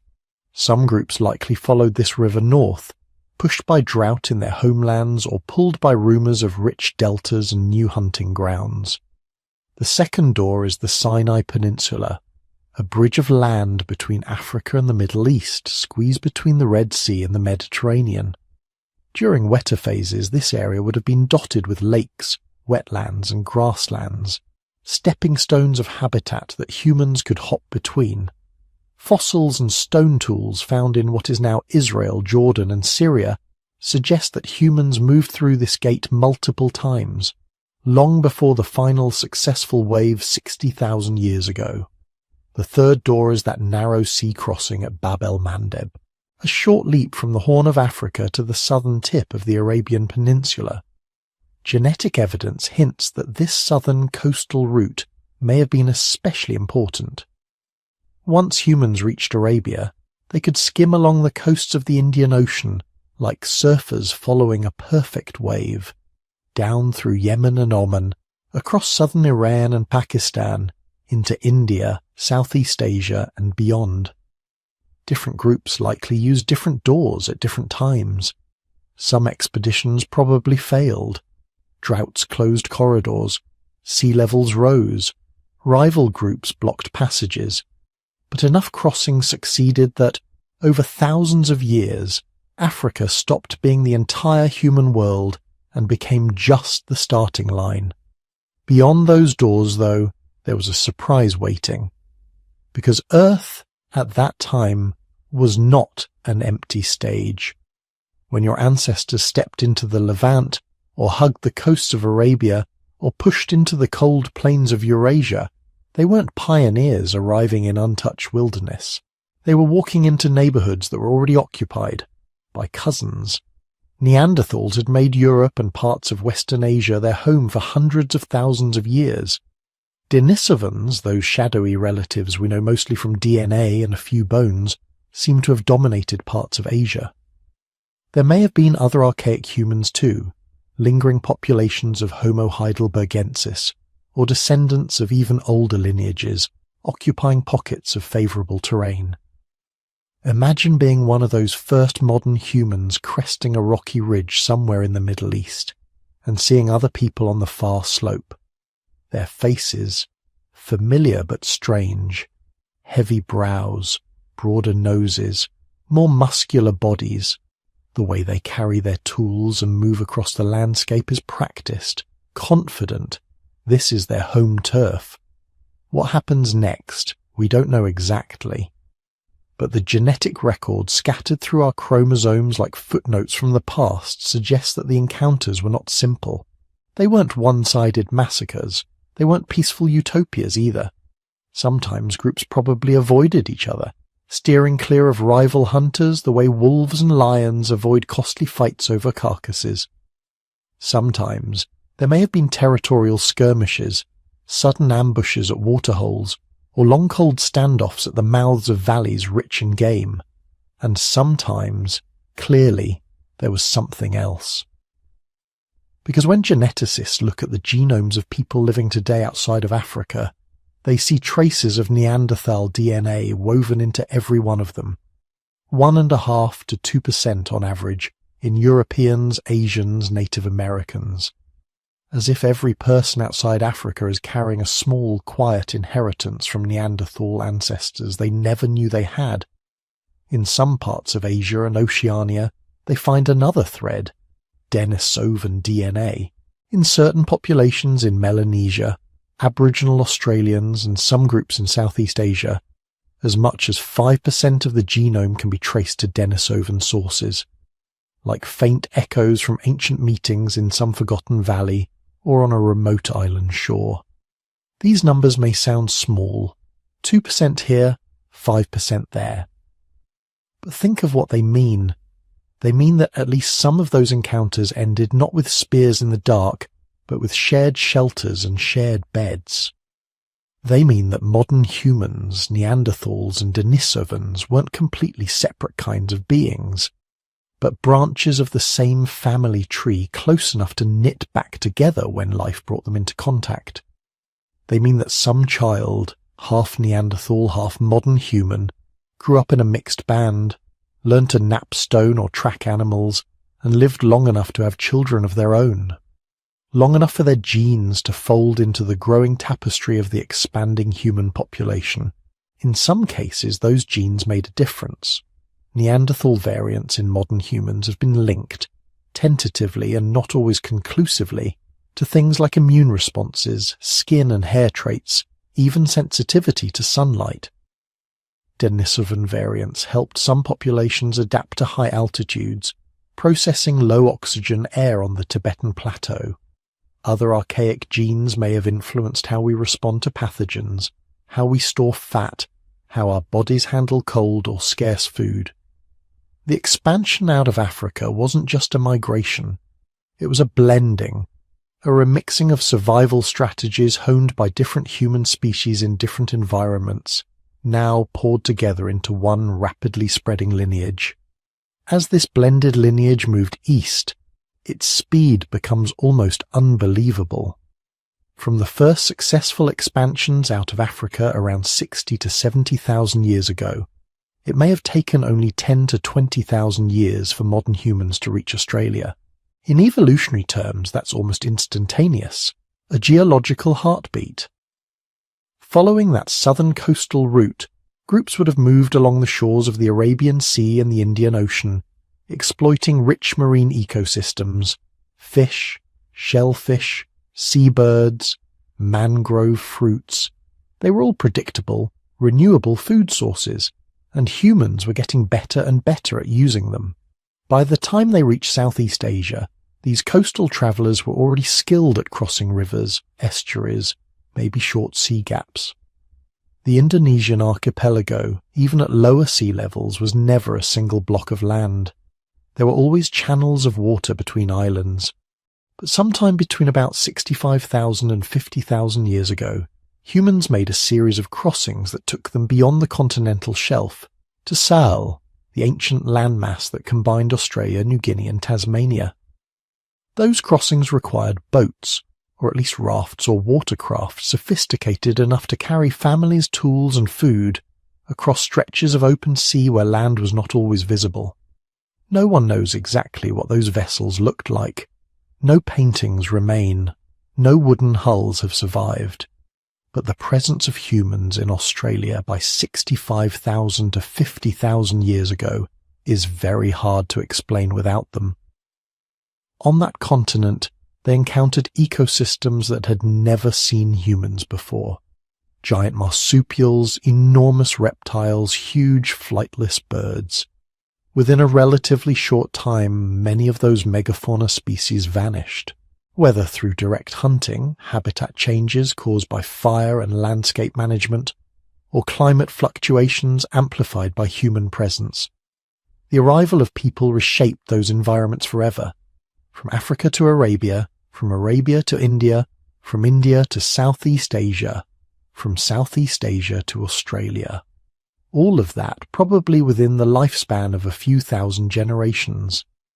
Meanwhile, other branches of that same expanding population pushed north, up through the Levant and into the heartlands of the Neanderthals, across the cold steppes of Central Asia, eventually over land bridges and Ice Age corridors into the Americas, much later in the story.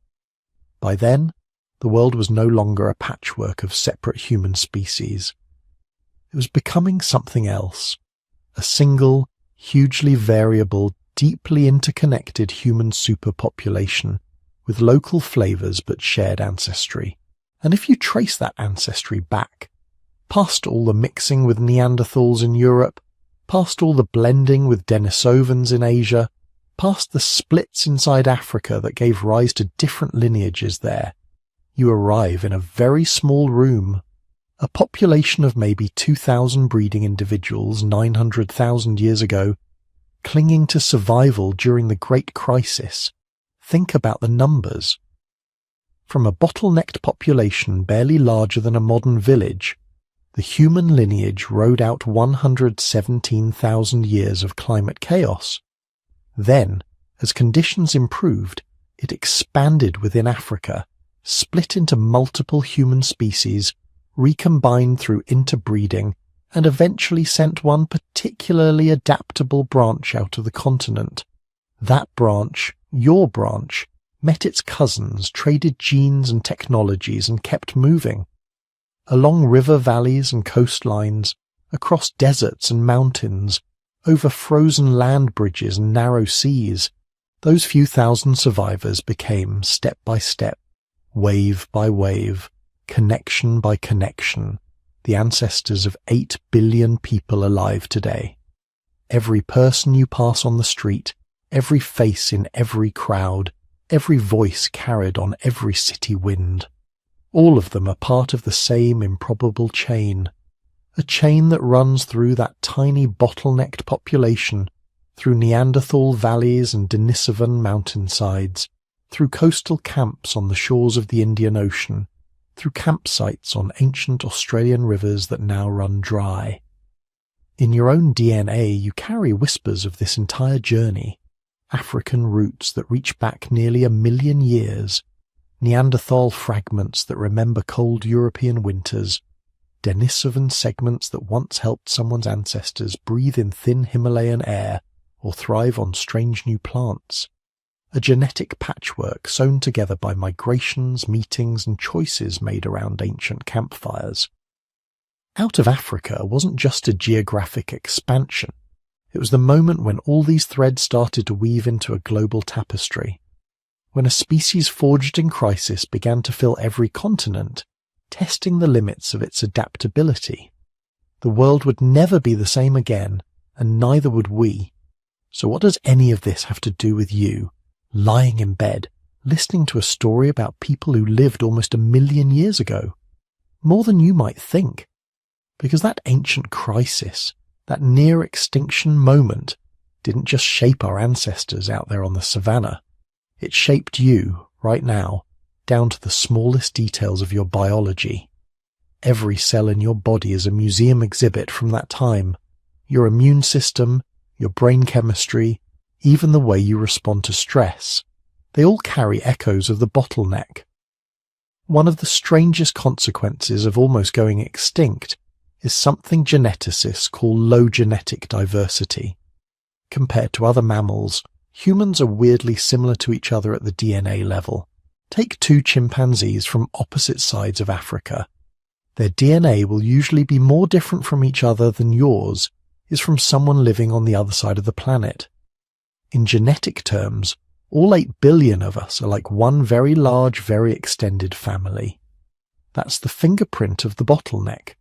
When a population shrinks to just a tiny number of survivors, almost all the rare gene variants get lost. It's like shuffling a deck of cards and then burning half the suits. When the population finally grows again, it's rebuilding from whatever cards were left in that tiny deck. The result? Most humans today share a surprisingly similar genetic toolkit. But that similarity is a double-edged sword. On the one hand, low diversity can make us vulnerable. If a new disease appears that happens to exploit a common weakness in our immune systems, it can sweep through the whole species much more easily. There just isn't as much built-in variation for natural selection to work with. You can see faint hints of this in the way pandemics behave. A virus like influenza or COVID-19 can spread incredibly fast through human populations because we're biologically similar enough that the same strategies work on most of us. There are differences, of course. Some people get very sick, others barely notice. But for a global species, our range of responses is still quite narrow. Low diversity also means that certain genetic disorders can become widespread, simply because the few survivors of an ancient crisis happen to carry them. They weren't selected because they were good or bad. They were just there, in the right people at the right time. And when those people became the ancestors of everyone, their quirks went global. This is where another idea from population genetics comes in, the founder effect. Imagine a small group breaks off from a larger population and starts a new community somewhere far away. Maybe they cross a strip of land, an ice bridge, a narrow sea. They carry with them only a tiny slice of the genetic variation from their home population. Whatever traits happen to be common in that little group, even by chance, can become common in all their descendants. You can see founder effects today in much smaller stories that echo the big one. Some isolated communities, like the Amish in North America or certain island populations, have unusually high rates of specific genetic diseases. Not because anyone did anything wrong, but because one or two of the original founders carried a rare mutation. When they had children, and their children had children, that rare gene quietly spread through a growing web of descendants. Over centuries, what was once a 1 in a million mutation can become common in a town, or a valley, or an island. Now take that idea and scale it up to the entire species. The ancient bottleneck acted like the ultimate founder event. Instead of a village founded by a few families, you had the future of humanity founded by maybe 1,280 breeding individuals. Every quirk in their DNA had a chance to spread across the entire planet.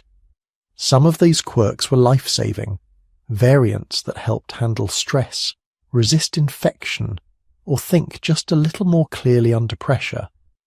Others were neutral or even harmful, but they slipped through because natural selection is never perfect, especially in tiny scattered groups.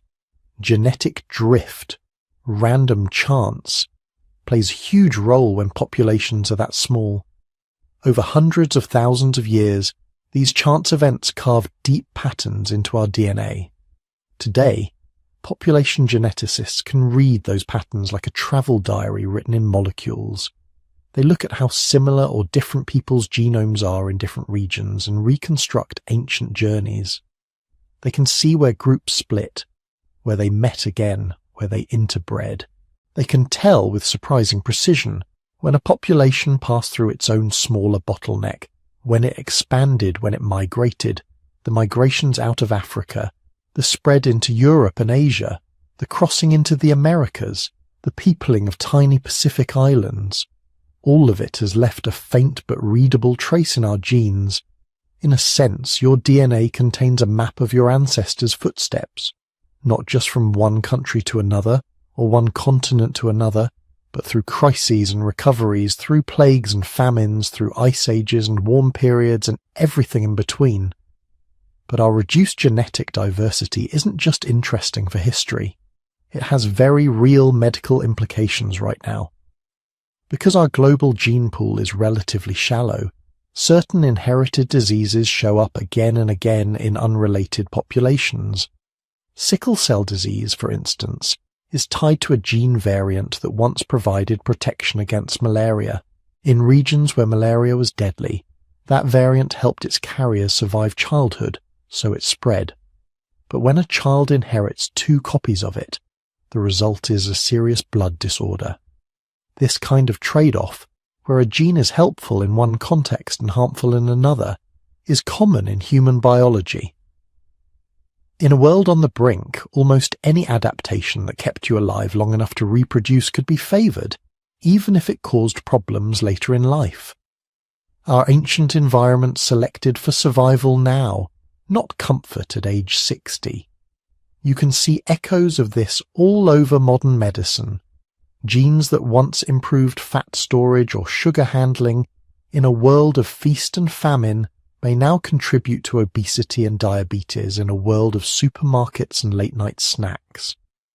Variants that helped manage intense stress in a dangerous environment may now show up as anxiety or mood disorders in safer but more psychologically complex societies. The bottleneck didn't create these traits by itself, but it amplified them. It reduced the number of alternative solutions that natural selection could choose from. In a larger, more diverse population, there might have been multiple genetic ways to handle the same problem. But when you pass through a tiny genetic doorway, some of those options simply never make it through. At the same time, the very uniformity that can cause trouble also gives medicine powerful tools. Because humans are so genetically similar, doctors and researchers can often identify disease-related genes more easily. Patterns stand out in our DNA, like repeated notes in a simple song. When a rare mutation causes a serious illness, researchers can compare the genomes of affected and unaffected individuals across the world and see what's different.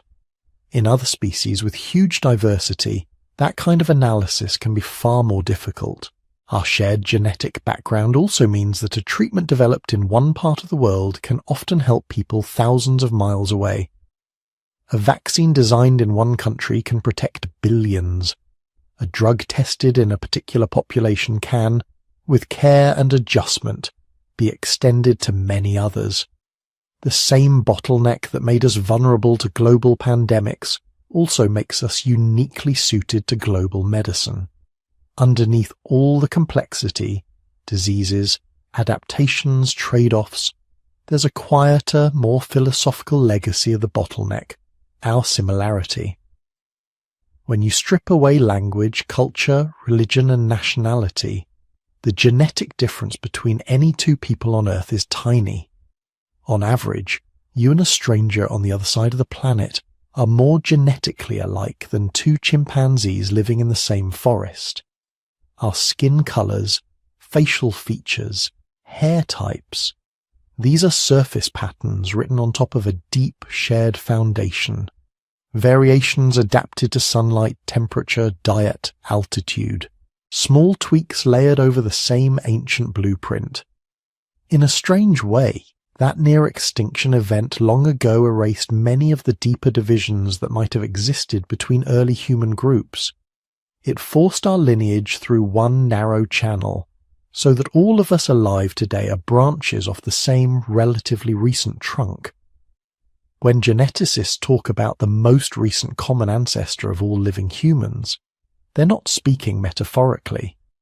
There really was a person, or rather many overlapping people in a certain time window, whose descendants spread until they included everyone. Because of the bottleneck, that common ancestry isn't buried millions of years in the past. It's much more recent, within the last few 100,000 years, possibly much less. You carry that unity inside you. Every time you look at another person and see difference, your DNA is quietly whispering the opposite story. This is your cousin, many times removed. This is another survivor of the same ancient crisis. Another bearer of the same fused chromosome, the same narrow escape. Understanding that story doesn't just satisfy curiosity. It has practical consequences for our future. We now know, with stark clarity, that our species has already come close to vanishing at least once, maybe more than once. We survived, but not because we were invincible. We survived because a small number of scattered groups, in just the right places, with just the right combinations of traits, managed to hold on long enough for the world to change. Today, we face a different set of existential risks. Climate change, nuclear weapons, engineered pandemics, runaway technologies. The details have changed, but the underlying problem is the same. A single species, vulnerable to global shocks, living on one fragile planet. Population genetics gives us a harsh reminder. Low genetic diversity means we can't count on evolution to quickly rescue us if we trigger a global catastrophe. In a few fish species with enormous population sizes and high diversity, rapid adaptation is sometimes possible over short timescales. In humans, that kind of rapid genetic rescue is far less likely. We don't have millions of radically different gene combinations waiting in the wings, ready to step in if things go wrong. We have one species, one narrow range of biological solutions, spread thinly over a warming, changing world. But there is a silver lining. The same traits that got us through the bottleneck, cooperation, communication, the ability to share knowledge across vast distances, are exactly the tools we need now. Our ancestors didn't survive because they were stronger than everything else. They survived because they built networks, traded information, formed alliances, and passed down hard-won lessons. You are the heir to that strategy. When scientists model climate futures, when doctors track the spread of new viruses, when communities coordinate disaster response or rebuild after storms and fires, they are tapping into the same ancient capabilities that once kept tiny bands of humans alive in scattered African refuges. The story hidden in your genes is not just one of fragility.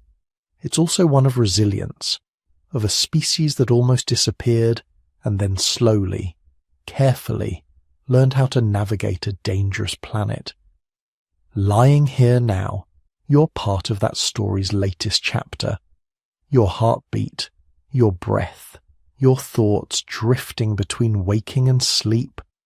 All of them depend on a chain of survival decisions made by people who never knew your name, who never saw a city, who never imagined a world with billions of humans in it. They didn't leave you a manual. They left you something better. A body and brain honed by crisis, wired for cooperation, haunted by fear but capable of hope, and a shared genetic legacy that ties you to every other person on Earth. The bottleneck is over, but its shadow stretches into the present and into whatever future we choose to build.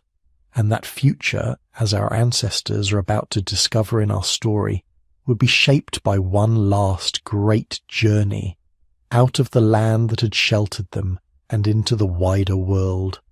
So what does all of this actually mean for you, lying there in the dark, listening to a story that began almost 1 million years ago with a terrified group of primates clinging to life? It means this. You are the ending of a book that should have been burned 1,000 times over and somehow never was. Those 1,280 survivors, or whatever the real number was, were never supposed to make it. Not in the sense that the odds were in their favour. The climate was against them. The geography was against them. Predators, diseases, starvation, random bad luck, all against them. For 117,000 years, everything about the environment screamed, "You do not belong here, you're not going to last." And they did anyway. That's the first lesson from the brink. Humans are astonishingly adaptable, not in an abstract motivational poster way, in the literal, biological, behavioural sense. When the world dried out, they followed the last trickles of water. When the big game animals vanished, they learned to dig for roots, catch fish, crack nuts, trap birds. When one valley failed, they walked to another one.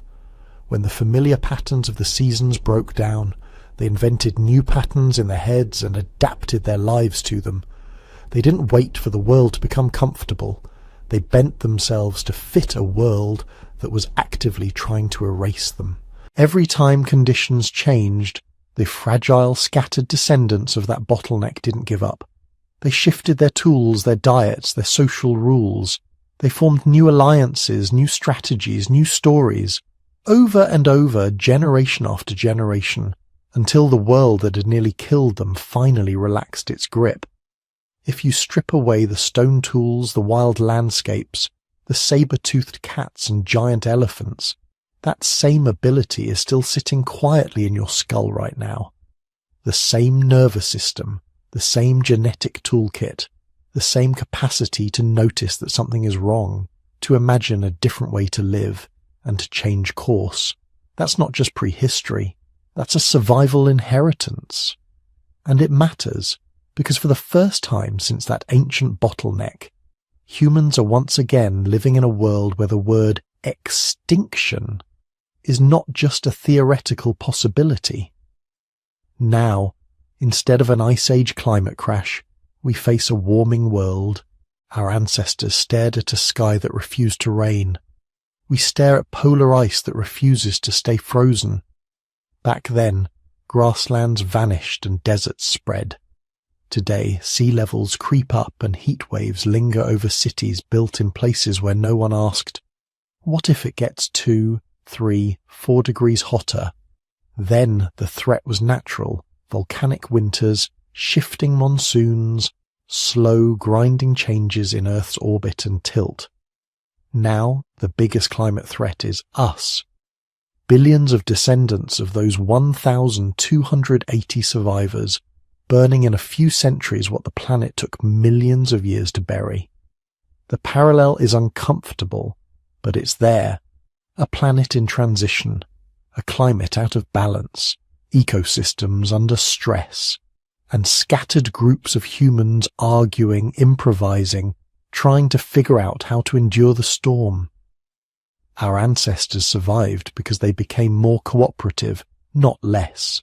They built networks, shared knowledge, traded tools, exchanged mates across long distances, stitched together a meta-population that could survive local collapses. Today, there are 8 billion of us, not 800 or 8,000. And whether we like it or not, we're also a kind of global meta-population. Cities, nations, cultures, rising, falling, suffering disasters, recovering, while the species as a whole tries to hold itself together. Climate change is only one of the modern hammers. There are others, pandemics for instance. Our bottleneck ancestors would have known disease very well. Infections from wounds, parasites in water, epidemics that could rip through a tiny band and leave no one behind to remember them. Their defense was small group size, isolation, movement. We live in the opposite world, hyper-connected, dense, fast. A respiratory virus can cross the planet in weeks, riding metal tubes in the sky, yet the same things that make us vulnerable, global travel, huge cities, complex supply chains, also give us a new kind of resilience, science, medicine, real-time data, the ability to create vaccines in months instead of centuries. The Toba eruptions spread ash and darkness across continents. Today, one unknown respiratory virus can spread fear and lockdowns across the globe. But the pattern is familiar. Some groups suffer more, some less. Some adapt quickly, others slowly. We change our behaviors, our technologies, our norms, and gradually, painfully, we learn. Pandemics, climate change, ecological collapse. These are the slow and middling threats. Hanging over them are the more cinematic ones. Supervolcanoes, asteroid impacts, gamma-ray bursts. Scenarios that sound like science fiction until you remember that once, nearly 900,000 years ago, a real eruption and a real climate crash almost erased the line of ancestors that would become you. The difference is that now we know these things exist. Toba's survivors would have had no concept of a volcano in the way we think of it. Just bad sky, bad ash, bad years. No cause, no physics, no measurements. Today, deep under Yellowstone, under the Phlegraean fields in Italy, under lakes and islands you may never have heard of, magma chambers slowly evolve. And above them, satellites track the slightest swelling of the ground. Seismometers listen to the faintest tremors. Gas sensors sniff at invisible chemical whispers coming from fractures in the rock. Geologists map ancient ash layers and calculate how often truly massive eruptions happen. Space agencies scan the skies for near-Earth asteroids.